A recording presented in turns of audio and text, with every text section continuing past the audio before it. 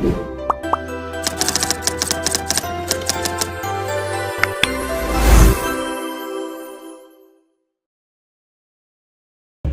warahmatullahi wabarakatuh. Kami dari kelompok 4 akan mempresentasikan materi 4, yaitu tentang piutang.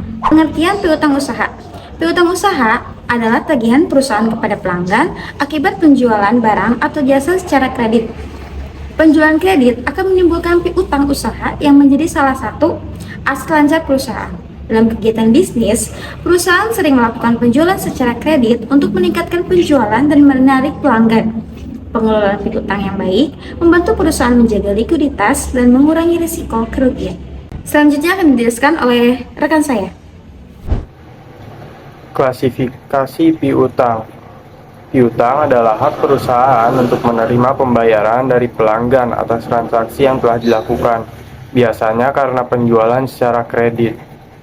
Secara umum, piutang dibagi menjadi 3 jenis.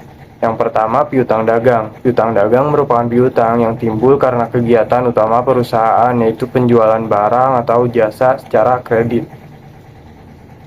Yang kedua, piutang wesel. Piutang wesel adalah piutang yang disertai dengan surat perjanjian tertulis atau wesel yang memiliki nilai hukum. Biasanya, piutang wesel memiliki jangka waktu tertentu dan dapat dikenakan bunga. Yang ketiga, piutang lain-lain. Piutang lain-lain merupakan piutang yang tidak berasal dari kegiatan operasional utama perusahaan. Contohnya, piutang kepada karyawan, piutang bunga, piutang dividen, atau piutang pajak. Walaupun bukan berasal dari penjualan, piutang ini tetap dicatat sebagai aset perusahaan karena masih menjadi hak perusahaan untuk menerimanya. Faktor-faktor yang mempengaruhi piutang. Yang pertama, ada volume penjualan kredit.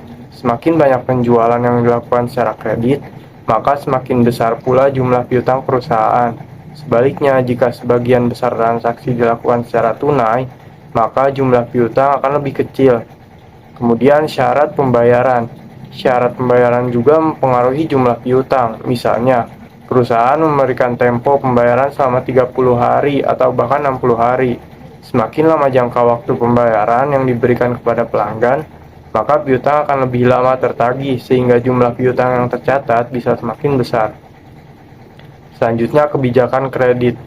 Perusahaan harus menentukan kepada siapa kredit diberikan. Jika kebijakan kredit terlalu longgar, banyak pelanggan yang memperoleh fasilitas kredit sehingga piutang meningkat.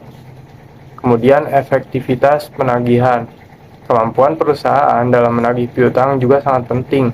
Jika perusahaan memiliki sistem penagihan yang baik, maka pelanggan akan membayar tepat waktu sehingga saldo piutang dapat segera berkurang. Selanjutnya, kebiasaan pelanggan dalam membayar.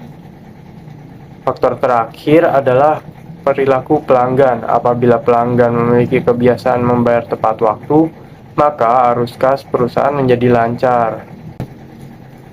Selanjutnya, metode pencatatan piutang. Pencatatan piutang bertujuan agar perusahaan dapat mengetahui jumlah piutang setiap pelanggan, pembayaran yang telah diterima, serta sisa piutang yang masih harus ditagih. Beberapa media pencatatan yang digunakannya antara lain ada pertama, kartu piutang. Kartu piutang digunakan untuk mencatat transaksi setiap pelanggan secara rinci. Kemudian, jurnal penjualan. Jurnal penjualan digunakan untuk mencatat seluruh transaksi penjualan secara kredit. Selanjutnya, jurnal retur penjualan. Jika pelanggan mengembalikan barang karena rusak atau tidak sesuai, maka transaksi tersebut dicatat dalam jurnal retur penjualan. Selanjutnya, jurnal penerimaan kas.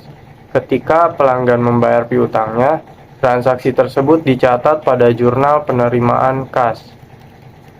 Selanjutnya, jurnal umum. Jurnal umum digunakan untuk mencatat transaksi yang berkaitan dengan piutang, tetapi tidak termasuk dalam jurnal khusus.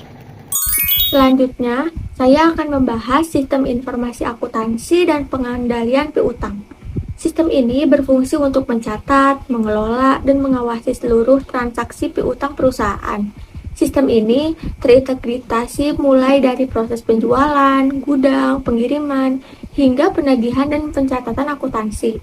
Inti dari pengendaliannya ini adalah menetapkan batas kredit, memantau umur piutang, dan melakukan penagihan tepat waktu. Tujuannya untuk menjaga arus kas dan meminimalisir resiko piutang tidak tertagih. Terima kasih.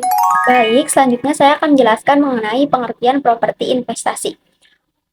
Properti investasi adalah tanah atau bangunan yang dimiliki untuk memperoleh pendapatan sewa atau kenaikan nilai aset, bukan untuk operasional perusahaan.